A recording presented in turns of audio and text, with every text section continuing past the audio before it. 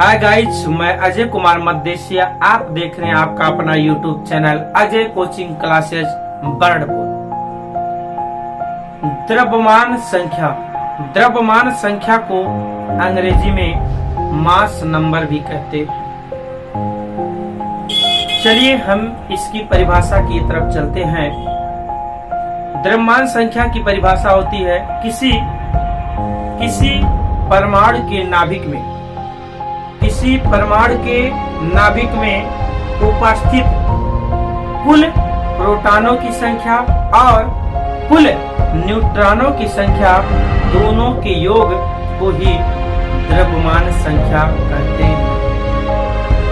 द्रव्यमान संख्या को कैपिटल ए से प्रदर्शित किया जाता है और प्रोटॉनों की संख्या को स्मॉल p से और न्यूट्रॉनों की संख्या को स्मॉल n से। चलिए यहाँ पर हम नोट डाउन कुछ कर दिए हैं, उससे आप नोट कर सकते हैं और इसके बाद हम इसे डायग्राम के अनुसार व्याख्या करेंगे।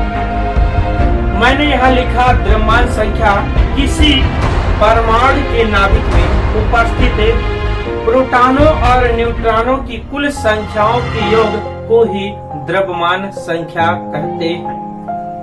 मैंने आपको बताया भी है कि परमाणु किसे कहते हैं। किसी तत्व का वह सूक्ष्मतम कण जिनसे मिलकर अणु बनता है, जो रासायनिक क्रिया में भाग ले सकता है, परमाणु कहलाता है। नाभिक, मैंने नाभिक की परिभाषा इसके पिछले वीडियो में बताया है, आप वहां देख सकते हैं। अब ध्यान दीजिएगा, मैंने आपको बताया कि द्रव्यमान संख्या को कैपिटल ए से लिखा जाता है। अतः मैं कह सकता हूँ कि द्रव्यमान संख्या प्रोटॉनों और न्यूट्रॉनों की संख्या के योग के बराबर होता। अतः मैं कह सकता हूँ कि द्रव्यमान संख्या ए बराबर प्रोटॉनों की संख्या प्लस न्यूट्रॉनों की संख्या। मैंने बताया प्रोटॉनों को लिखा जाता p से और न्यूट्रॉनों को लिखा जाता स्मॉल n से। अतः ए बराबर हो जाएगा p प्लस n। मैंने एक उदाहरण लिया द्रव्यमान संख्या आपको समझाने के लिए। यहाँ मैंने नाइट्रोजन लिया, n संकेत है, उसका नाम है नाइट्रोजन। यहाँ 7 इसका परमाणु क्रमांक होता है। परमाणु क्रमांक किसे कहते हैं? किसी भी परमाणु के प्रोटॉनों की संख्या को ही परमाणु क्रमांक कहा जाता है। परमाणु भार किसे कहते हैं? अभी मैंने बताया भी कि द्रव्यमान संख्या को ही परमाणु भार कहा जाता है। और परमाणु भार की परिभाषा होती है कि किसी परमाणु के नाभिक में उपस्थित कुल प्रोटॉनों और न्यूट्रॉनों की संख्या को ही द्रव्यमान संख्या कहा जाता है। अब ध्यान दीजिएगा, मैंने यहाँ एक क्या लिया? नाइट्रोजन का मैंने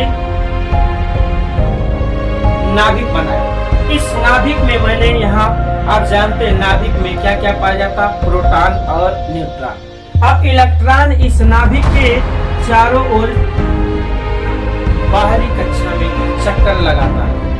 अब मैंने इसमें इलेक्ट्रॉन को भरना चालू किया, क्योंकि जब हम नाइट्रोजन 7 का इलेक्ट्रॉनिक विन्यास बनते हैं तो 2 और 5 आएगा।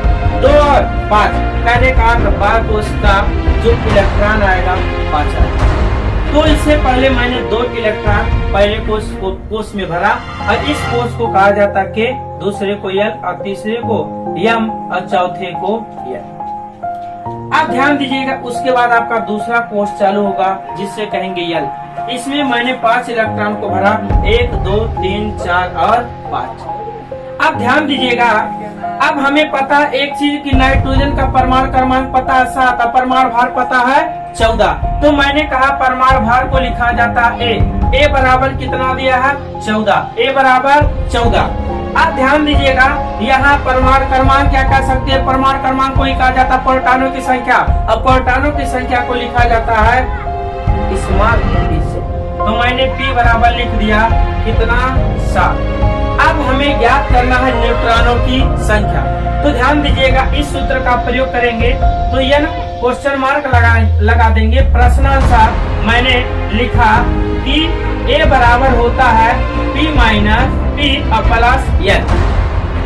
अब इसमें मान रखिए तो मैंने रखा A बराबर दिया 14, A बराबर 14 और P बराबर यहाँ ध्यान दीजिएगा P बराबर 7 और N बराबर, हमें N का मान निकालना।